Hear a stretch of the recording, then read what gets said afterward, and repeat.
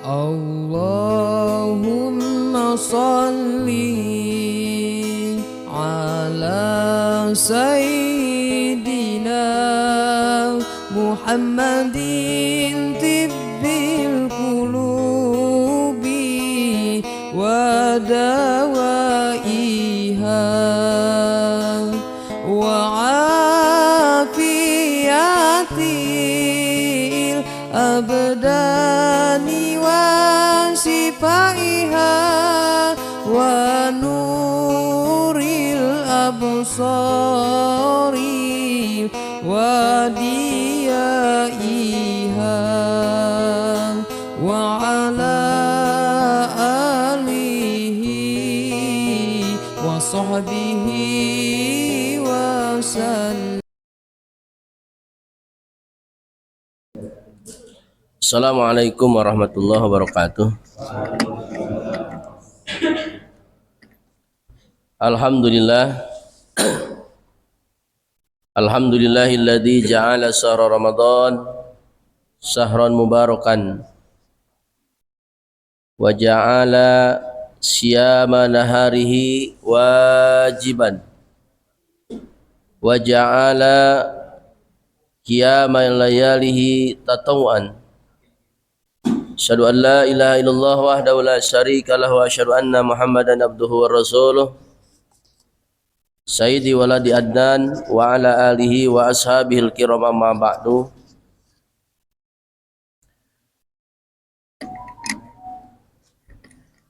Yang saya hormati Ketua DKM Masjid Al-Muhajirin Al-Mukarram Bapak Haji Ahyar, Bapak Haji Joko Prabowo, Bapak Ade Iwan, dan para sesepuh yang lainnya. Mohon maaf saya tidak sebutkan satu persatu semuanya, tapi tidak mengurangi rasa hormat saya kepada para sesepuh. Jemaah sholat maghrib yang saya hormati, tidak ada kata yang paling utama kita ucapkan pada maghrib ini melainkan kalimat alhamdulillah. Dari sekian waktu ke waktu hingga pada detik ini, menit ini, jam ini, maghrib ini, kita masih diberikan kesempatan hidup.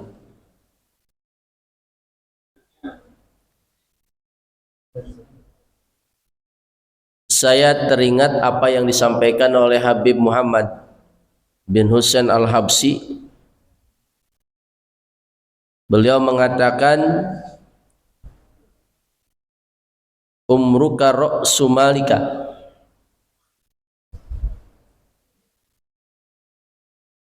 umurmu adalah modalmu.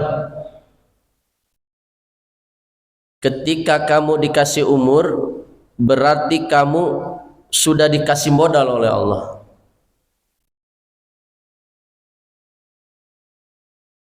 Cuma terkadang orang itu tidak mampu untuk mempergunakan modal yang Allah berikan. Bahkan sampai-sampai dari mulai dia lahir sampai masuk ke lubang kubur, nggak tahu dia kenapa Allah ciptakan dia, kenapa Allah beri dia kesempatan hidup, nggak tahu.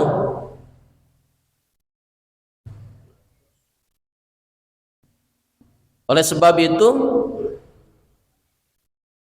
Allah utus Nabi,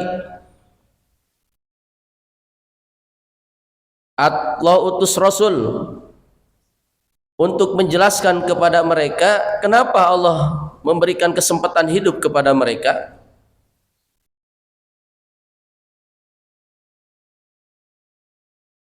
Dalam satu hadis baginda Nabi Muhammad SAW, beliau menyatakan ad-dunya majra'atul akhirah.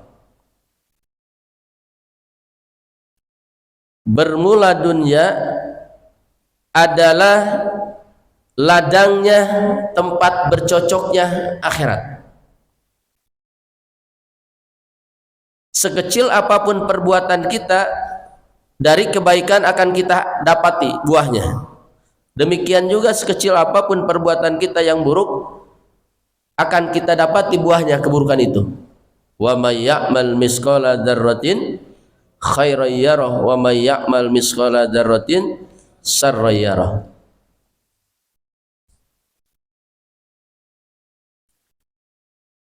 Yang kedua, terkadang orang itu enggak tahu bahwa dia ditakdirkan oleh Allah jadi umat Nabi Muhammad.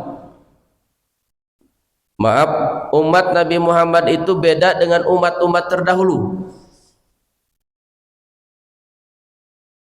Umat terdahulu umurnya ratusan tahun, bahkan ada yang 1000 tahun. Tapi umat Nabi Muhammad dinyatakan oleh Rasul, a'maru ummati baina sittin wa sab'in. Rata-rata umur umatku antara 70 dan 60. Ini sangatlah singkat, Pak. Dari mulai lahir sampai 60, dari mulai lahir sampai 70, ini enggak sampai kita pergunakan maksimal. Belum pernah ada cerita orang Bukit Waringin pas lahir langsung sujud. Ada enggak? Pas lahir langsung la ilaha illallah. Enggak ada. Artinya masa bayi itu udah lewat, kita tidak pergunakan untuk ibadah. Kemudian naik lagi ke masa anak-anak. Maaf, masa anak-anak juga. Apalagi sekarang ini anak-anak udah mabok HP, medsos itu. Saya kalau pulang ngaji itu jam 2 itu anak masih begini aja sampai subuh. Padahal ini anak mulainya pada Isya. Kuat. Coba kalau disuruh ngaji itu bocah habis Isya sampai subuh, kuat gak? Tukang mancing habis Isya sampai subuh, kuat gak? Kuat. Ngaji ya sejam ngampleh. Lama banget nih ngaji. Kenapa? Kita bukan ahli ibadah. Saya baca kitab Tibyan karangan Imam Nawawi Ad-Dimsyiki. Ternyata para sahabat Rasul, bukan Rasul, para sahabat Rasul itu rata-rata mereka setiap hari hatam Al-Quran. Rata-rata. Di atas rata-rata ada yang hatam Al-Quran 3 kali satu hari. Bahkan Utsman bin Affan, mantunya baginda Rasul, itu hatam Al-Quran sehari semalam 8 kali. Terus ke bawah sampai sekarang kita megang pun kagak. Kira-kira banyakan yang megang Quran, banyakan yang enggak nih? Megang, apalagi baca, megang. Artinya sudah tergerus kecintaan kita kepada Al-Quran oleh alat komunikasi yang bernama HP. Itu di masa muda. Masa dewasa, pikiran kita sudah banyak bercabang. Udah pengen punya istri, udah punya istri pengen punya anak, anak kita pengen sukses, kita didik, kita biayain, ya. Bahkan maaf,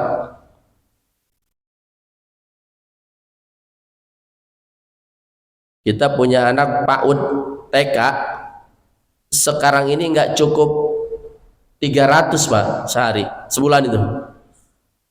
Bocah bolak-balik jajan, dihitung-hitung 900 sehari, sebulannya itu.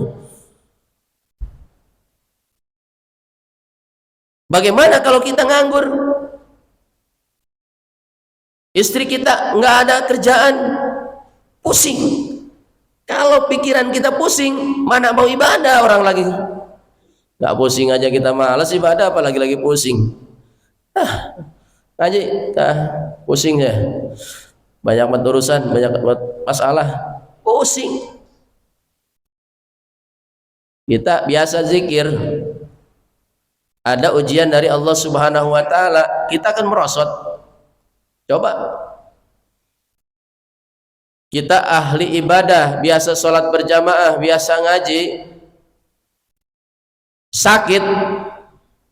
Bapak sakit nih.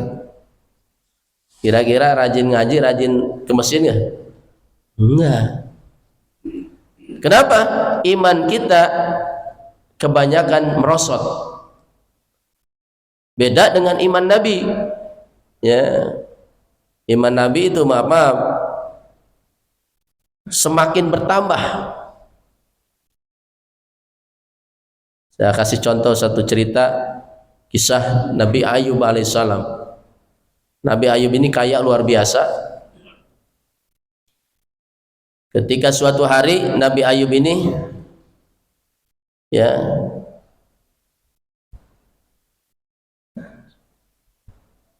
disamperin iblis. Ya.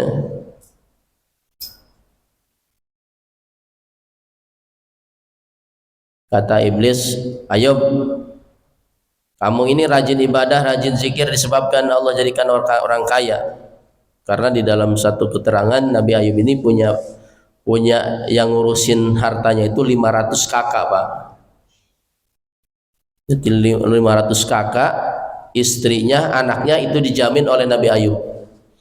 Kaya gitu. Kaya kalah Raffi Ahmad itu. Ya, kaya luar biasa. Istrinya 11, Pak. Ya, istrinya 11. Ya. Anaknya 9. Coba kalau memang pengen menguji saya, kemudian iblis datang menghadap kepada Allah, ya Allah, Engkau punya Nabi namanya Nabi Ayub, selalu berzikir, selalu beribadah. Andaikan Engkau hilangkan kekayaannya, dia pasti akan mengeluh, akan berhenti. Kata Allah, coba. Dihancurkanlah kekayaannya. Habis kekayaan Nabi Ayub, iblis datang. Ayub, kenapa engkau rajin ibadah kepada Allah, lagi berzikir kepada Allah, hartamu dihabiskan oleh Allah Subhanahu wa taala? Kata Nabi Ayub, alhamdulillahilladzi a'tani summa akhadha minni. Segala puji bagi Allah yang telah menitipkan kepada saya, sekarang mengambilnya dari saya. Jadi merasa dititipin itu gelisah, Pak. Tapi ketika titipannya diambil, nyaman gitu. Ya maaf, Bapak punya tangganya pulang ke Jawa, dititipin emas 5 kilo. Pak, tolong saya takut di rumah. Kenapa? Saya mau tinggalin ke Jawa. Apa tuh? Emas berapa? 5 kilo. Kagak bisa tidur gitu.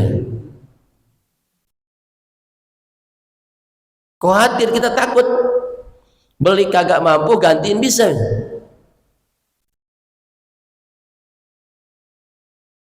Ini iblis kesel luar biasa, minta sama Allah, ya Allah, nih Ayub dia rajin ibadah, rajin zikir kepadamu karena masih ada anak-anaknya. Kata Allah, bikin satu bencana, gempa, hancur, anaknya mati semua, Pak. Sehingga iblis datang ke Nabi Ayub lagi zikir. Ayub, ada apa? Anak-anakmu mati semua, dimatikan oleh Allah Subhanahu wa taala. Kenapa engkau masih zikir kepada Allah, masih mengabdi kepada Allah? Faqala Ayub alaihissalam, alhamdulillahilladzi a'tani summa akhadha minni. Segala puji bagi Allah yang telah menitipkan anak kepada saya, sekarang mengambilnya. Mungkin kesal iblis, munajat kepada Allah, minta izin kepada Allah. agar iblis diizinkan oleh Allah masuk ke badan Nabi Ayub alaihissalam.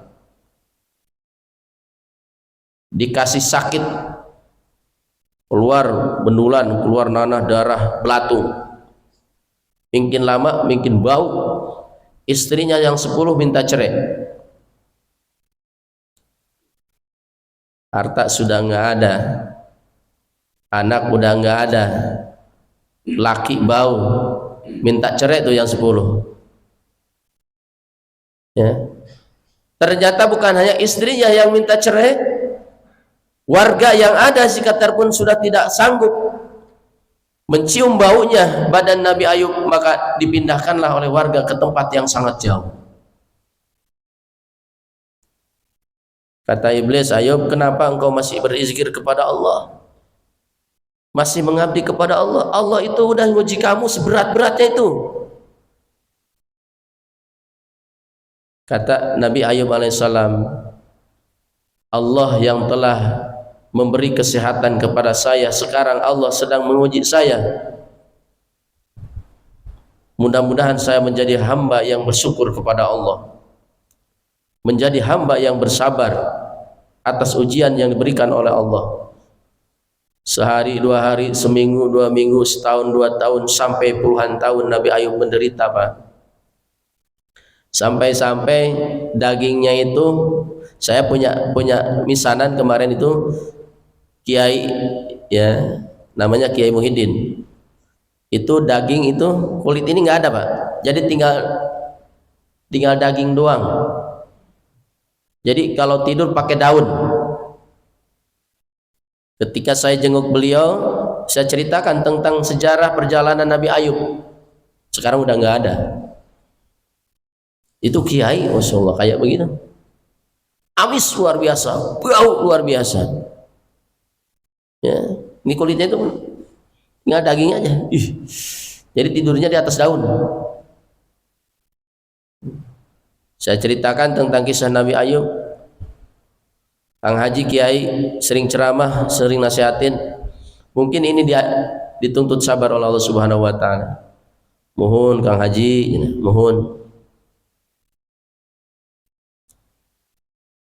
Si istri yang satu ngomong, ya Nabi Ayub alaihissalam, engkau kan seorang rasul, engkau seorang nabi, andai kata engkau berdoa kepada Allah pasti langsung diijabah.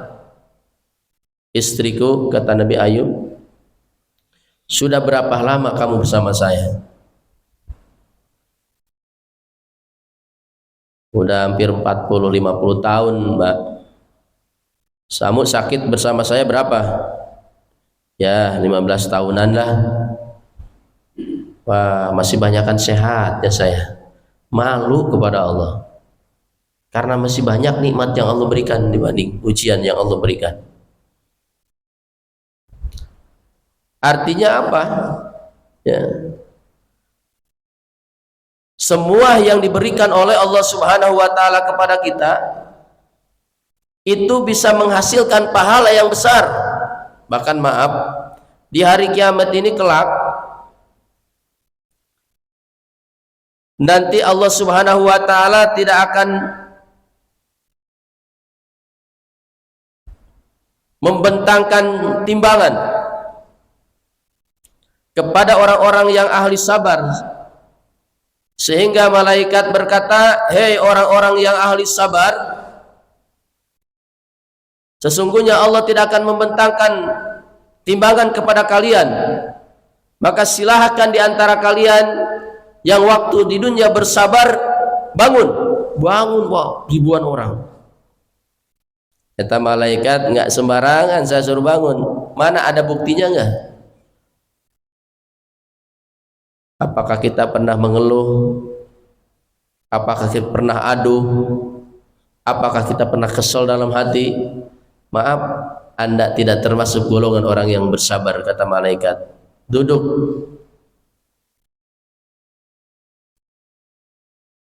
Jadi diperlukan bukti, dan bukti ini hanya pribadi kita yang tahu. Makanya maaf Pak, kita ini kalau lagi sehat, Zikir enak, subhanallah, subhanallah, subhanallah, subhanallah. Tapi kalau lagi sakit gigi, enakan subhanallah, astagfirullah, enakan aduhin. Aduh, astagfirullahaladzim, aduh ya. Brengsek banget deh gitu.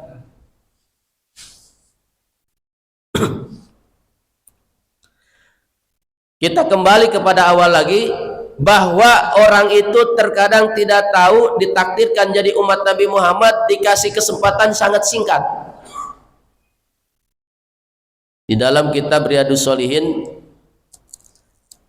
mungkin kalau Bapak baca ada tuh, kata Nabi, mad dunya fil akhirati illa mislu may yadahu ahadukum usbu'ahu fil yam bal yandur bima yarji. Saudara-saudara sekalian, tidaklah hidup kita ini di dunia seperti kita mencelupkan telunjuk ke air laut. Nih. Kemudian lihat apa yang jatuh dari telunjuk. Sahabat semua serentak menjawab, ya Rasul, ketika kami celupkan telunjuk kami ke laut dan kami angkat dan kami lihat, pakai semua kami bilang yang jatuh dari telunjuk kami adalah setetes air. Sama tuh kalau telunjuk tuh. Ini telunjuk walaupun ke laut, ke setu, ke empang, ke ember, ke botol yang di dalamnya ada air, pasti jatuhnya setetes. Ini hidup kita setetes air tuh. Tapi kenapa baginda Rasul tidak mencontohkan setetes air dari telunjuk dengan air yang ada di botol? Baginda Rasul tidak mencontohkan setetes air yang jatuh dari telunjuk dengan air yang ada di kolam, dengan air yang ada di setu, tapi baginda Rasul mencontohkan dengan air yang ada di laut.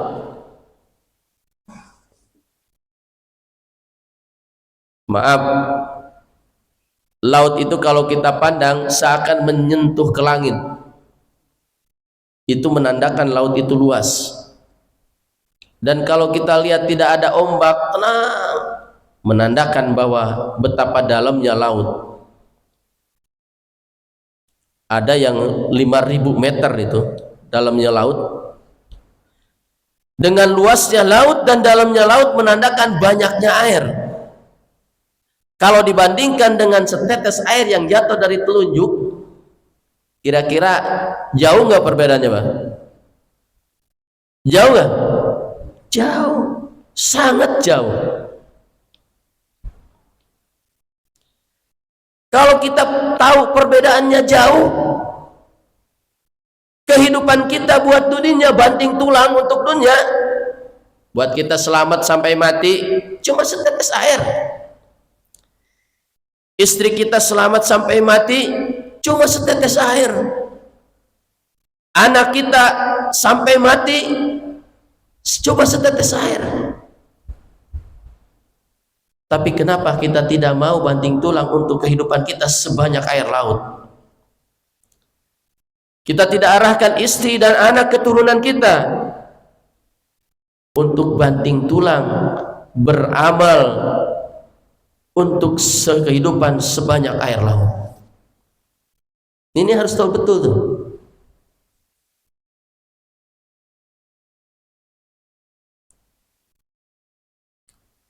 Makanya Rasul mengatakan, wa amili zada fa inna safaru ba'idun. Banyakin bekal karena sesungguhnya perjalanan itu sangat jauh. Mungkin kalau kita jalan ke Bogor, kita ngajak istri kita ke Bogor, bawa duit 100.000 cukup, Pak? Paling buat jajan doang. Tapi kalau kita bawa duit sama istri kita ke Madura, 100.000 nggak cukup itu. Apalagi ke Eropa.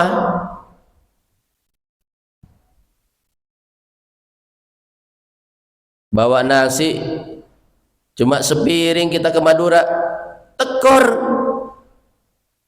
Ya, kalau ke Kemuning sih barangkali bisa aja. Kita duduk-duduk, kita makan selesai pulang sore. Tapi kalau kita ke Jawa,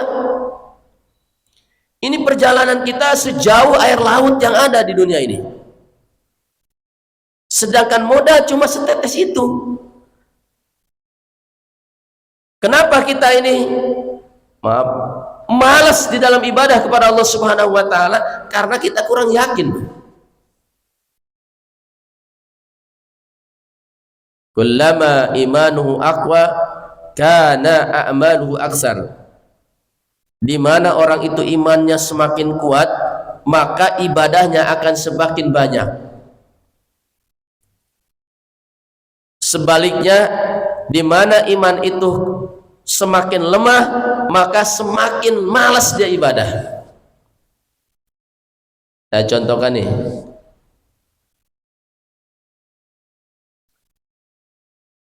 Habib Abu Bakar bin Salim, dia nggak mau ketinggalan sholat subuh berjamaah bersama imam, Pak. Allahu Akbar. Saking nggak mau, takut ketinggalan itu sholat berjamaah subuh bersama imam, dia nggak tidur selama 40 tahun. Tarekatannya luar biasa.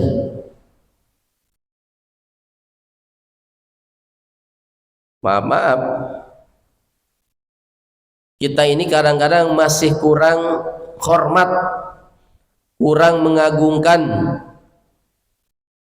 kepada Allah Subhanahu wa taala. Dianggap kayak teman Allah itu, bahkan dianggap sepele. Tapi orang-orang yang mengagungkan Allah Subhanahu wa taala, orang-orang yang memuliakan Allah Subhanahu wa taala, ngedengar azan, yang lain udah nikah pedulikan. Makanya baginda Rasul pernah menjelaskan bahwa nanti umat aku akan terbagi kepada 3 golongan nanti ketika menuju surga. Yang pertama, yahsuruhumullahu ta'ala wujuhum kal kawakib. Nanti akan Allah bangkitkan umatku, mukanya bercahaya bagaikan bintang. Ini kita yang mana nih? Fatakulu lahumul malaikat, maka berkata kepada malaikat-malaikat, a antum minal anbiya'i wal mursalin am minal malaikatil muqarrabin. Hei orang-orang yang muka bercahaya bagaikan bintang, kalian malaikat ya? Rasul apa nabi? Ini malaikat bilang ini orang yang menuju surga ini dikata malaikat. Kalau enggak malaikat nabi, kalau enggak nabi rasul. Qalu la bal nahnu min ummati Muhammad. Kami bukan nabi, kami bukan rasul, kami bukan malaikat, kami cuma umat Nabi Muhammad. Penasaran malaikat, bimaniltum hadi karomah, dengan apa kalian ini, amal apa yang kalian kerjakan ini dapat kemuliaan dari Allah, kok muka bercahaya seperti itu? Qalu nahnu hafidhu ala salatil khamsi ma'a jamaah. Kami waktu di dunia selalu menjaga, memelihara sholat 5 waktu berjamaah. Wa idza sami'na nidaa'a nusari'u ila tahar. Dan kami sudah terbiasa ketika azan dikumandangkan kami langsung berangkat berwudu. Allahu Akbar, Allahu Akbar. Udah langsung berangkat, udah. Allah yang manggil. Tuh. Sang pencipta alam semesta memang syariatnya muazin ya, tapi hakikatnya Allah yang ngasih kita hidup, yang ngasih kita tubuh, yang ngasih kita apa yang kita butuhkan, manggil. Udah. Kata malaikat, oh kalian umat Nabi Muhammad luar biasa, masuk. Summa yahsurullahu ta'ala qauman wujuhum kal kamar. Lalu Allah bangkitkan lagi umat, mereka punya muka bercahaya seperti bulan. Kata malaikat, pasti kalian nih malaikat nih, Kalau enggak nabi, kalau enggak rasul. Qalu la bal nahnu min ummati Muhammad. Mereka menjawab yang mukanya bercahaya seperti bulan, kami bukan nabi, kami bukan rasul, kami bukan malaikat, tetapi kami hanya umat Nabi Muhammad. Bima niltum hadi karamah, dengan amalan apa yang kalian kerjakan waktu di dunia sehingga kalian mendapatkan ini kemuliaan? Qalu nahnu nuhafidhu ala salatil khamsi ma'al jamaah wa idza sami'na nidana tawaddu'na. Kami adalah umat yang selalu menjaga, memelihara salat berjamaah. Ketika azan dikumandangkan, kami sudah berwudu. Ini lebih mantap lagi nih, lebih memuliakan lagi Allah nih. Luar biasa kalau malaikat masuk. Assalamualaikum warahmatullahi fadkhuluha khalidin. Selamat, bahagia, bangga, sok kalbat cek sudah mah. Selama-lamanya dalam. Summa yahsurullahu ta'ala kauman ujum kasyamsi. Kemudian Allah bangkitkan lagi satu kaum yang mukanya bercahaya bagaikan matahari. Ini lebih dahsyat lagi. Kata malaikat, pasti ini mah malaikat sudah tidak diragukan lagi. Kalau enggak nabi, rasul, qalu la bal nahnu min ummati Muhammad. Mereka semua menjawab, kami bukan malaikat, kami bukan rasul, kami bukan nabi. Ma amalakum fid dunya hatta niltum hadi karamah. Apa amalan kalian waktu di dunia sehingga kalian dapat kemuliaan dari Allah seperti ini? Malaikat nih yang nanya, Pak. Ya. Qalu nahnu nuhafidhu ala salatil khamsi mal jamaah wa idza sami'na nadina wa nahnu fil masjid. Kami ketika waktu hidup di dunia selalu menjunjung tinggi menjaga salat 5 waktu berjamaah, dan ketika azan dikumandangkan kami sudah duduk bersimpuh di dalam masjid. Bapak mau yang mana itu? Kira-kira kita kelompok yang mana tuh? Azan udah di masjid, azan udah wudu, azan apa langsung wudu, apa azan ngobrol baik? Yang di pasar ya di pasar. Memang maaf ya, mestinya orang kan kalau nggak salah itu haji itu setiap tahunnya hampir 124.000, 121.000 jemaah haji ya. Luar biasa itu ya. Pasti tahu orang haji, orang umroh itu pasti tahu kalau azan dikumandangin gimana tuh. Udah nggak kebagian tempat tuh ya. Kadang-kadang kita 2 jam, apalagi sholat Jumat, itu sholat Jumat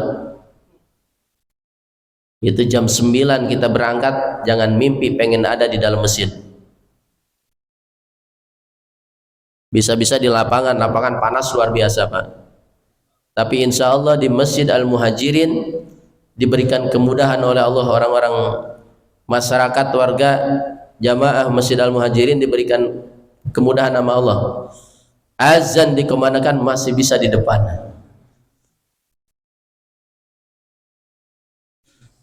Ya, enak jadinya, alhamdulillah. Sopan.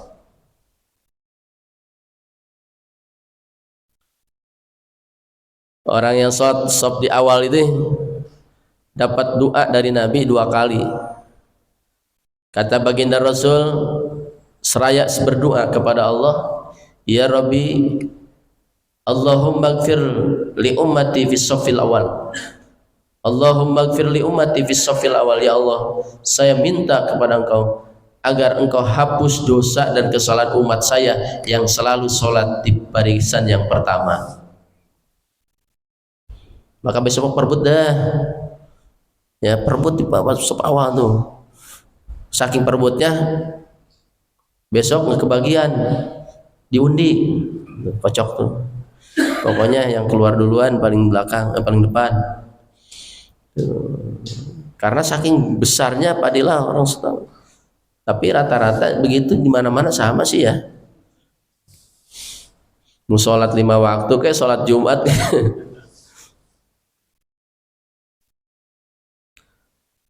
Saya Jumat kemarin itu khutbah di HI ya, Jakarta.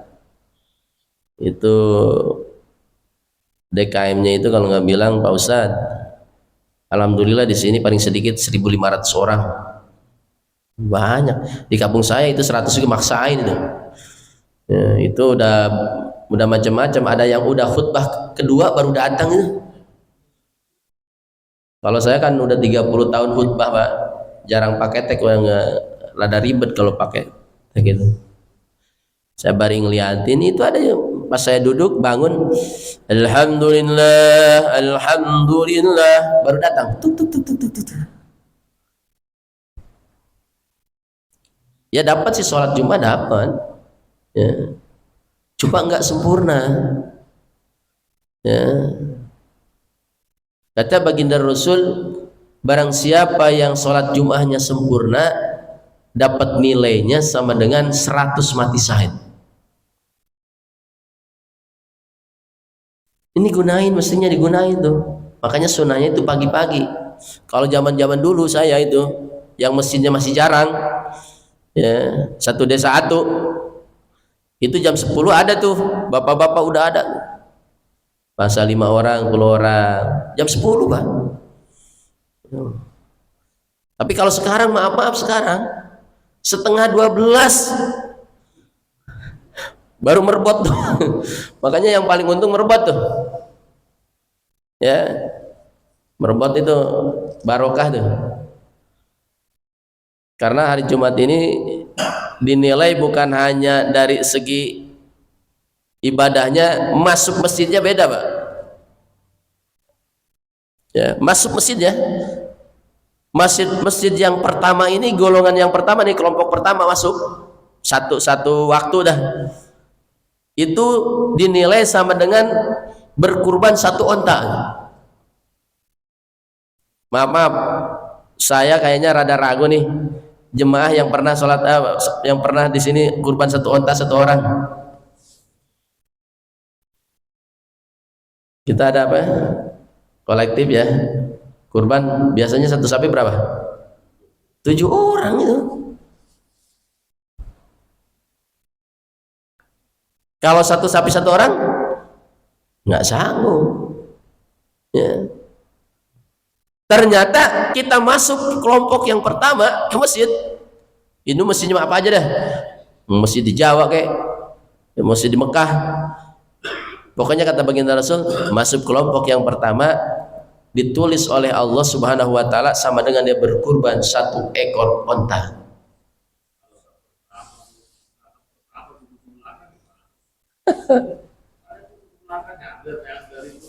Ya. Pokoknya masuk pertama harusnya di depan. Ya. Harusnya mau pejabat kayak mau apa, pokoknya yang mau orang biasa, mau orang miskin, orang nggak punya, pokoknya kalau masuk pertama kudunya di depan. Ya, kudunya. Coba kadang-kadang kan ya, hati-hati ya Pak.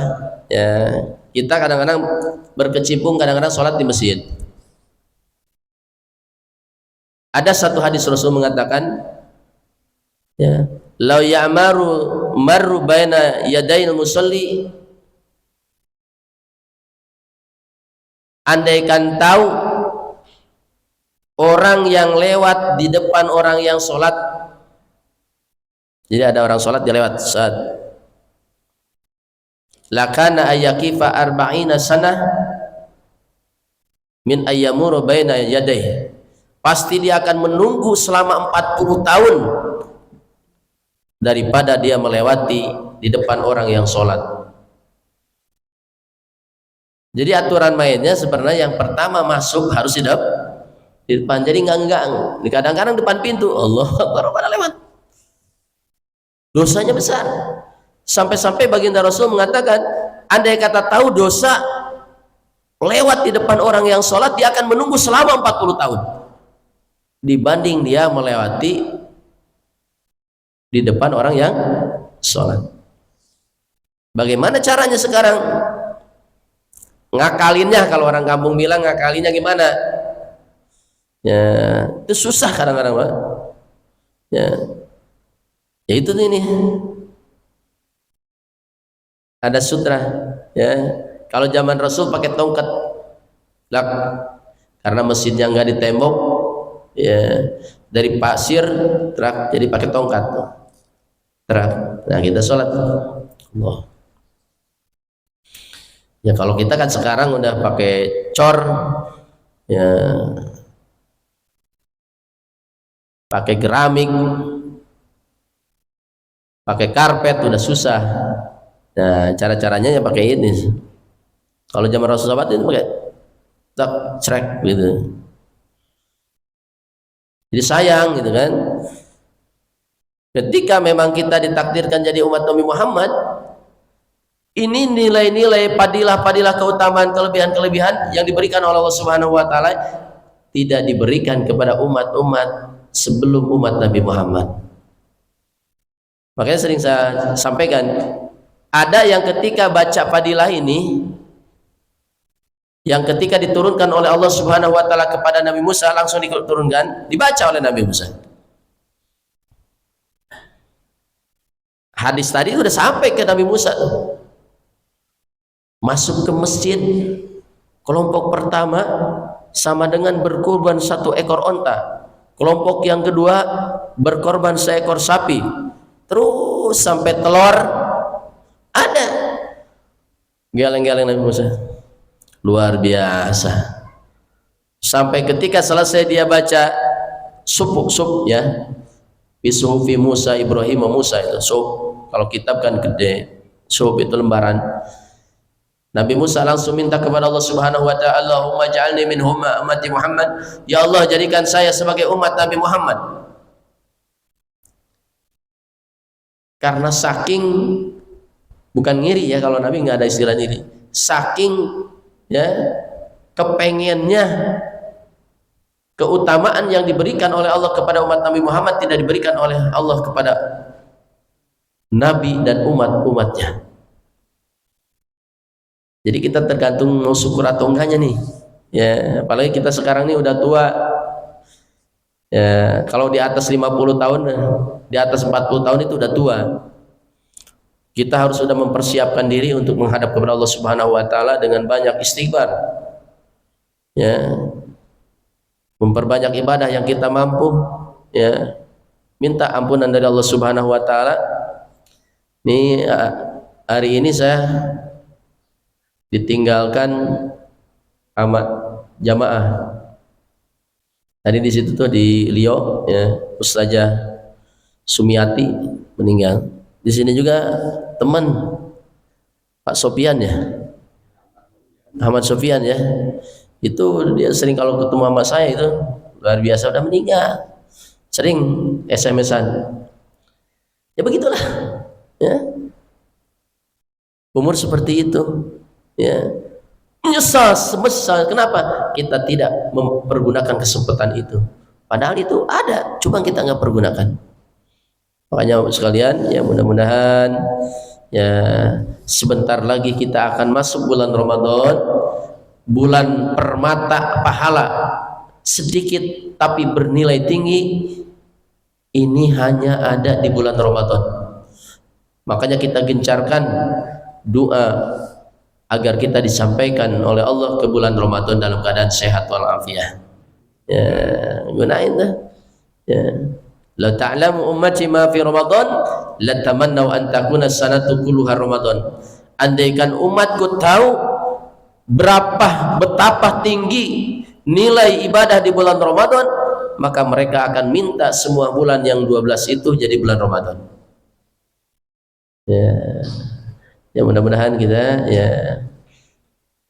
mungkin beberapa minggu lagi kita persiapkan. Saya udah nggak makan buah-buahan nih. Ya, acara apa juga saya nggak berani makan buah-buahan. Biar sehat bulan Ramadan, ya biar kita bisa melaksanakan Ramadan. Ya, maaf kadang-kadang kita ini Pak suka berlebihan ya. Kayak makan korma, sunahnya kan makan korma itu satu, paling banyak 3 sebungkus habis gitu. Sekilo itu susah ini kita. Jadi ngikutin hawa nafsu. Sebenarnya sunahnya korma doang, udah korma kita mah buah, es buah, apa namanya, udah macam-macam gitu. Ya udah badan kita habis. Ya. Kita bacakan surah Al-Fatihah ya. Al-Hadiniyah wa la kulli niyatin shalihah. Al-Fatihah. A'udzubillahi minasyaitonir rajim. Bismillahirrahmanirrahim. Alhamdulillahi rabbil alamin arrahmanir rahim maliki yaumiddin. Iyyaka na'budu wa iyyaka nasta'in ihdinas siratal mustaqim. Shiratal ladzina an'amta 'alaihim ghairil maghdubi 'alaihim waladdallin. Amin. Allahumma bihaqqil Fatihah wa bisil Fatihah bi karomatil Fatihah wa bi mu'jizatil Fatihah. Allahumma barik lana fi Rajab wa Sabana wa balighna Ramadana. Allahumma barik lana fi Rajab wa Sabana wa balighna Ramadana.